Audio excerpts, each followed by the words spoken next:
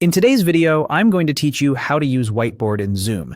If you've ever wanted a quick way to brainstorm with your team, sketch ideas, or jot down notes in real time during a call, Zoom's whiteboards make that simple and seamless.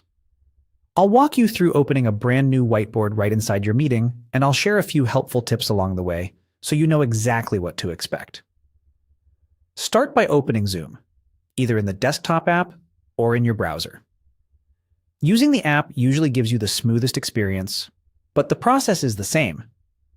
Make sure you're signed into your account so all your whiteboards can be saved to your Zoom Whiteboards library for later. Join a meeting or start one of your own. You can be the host or a participant, but keep in mind that your ability to create or edit a whiteboard can depend on the host's settings. If you're not seeing something I mention, it might be a permission or version issue, so updating the app can help. Once you're in the meeting, move your cursor to reveal the bottom toolbar. If it disappears, simply wiggle your mouse or tap the screen to bring it back. The toolbar usually sits along the bottom of the Zoom window with controls like mute, video, and share. If your window is small or you're on a smaller display, some options may be tucked away to keep things tidy. Click the More option on that toolbar.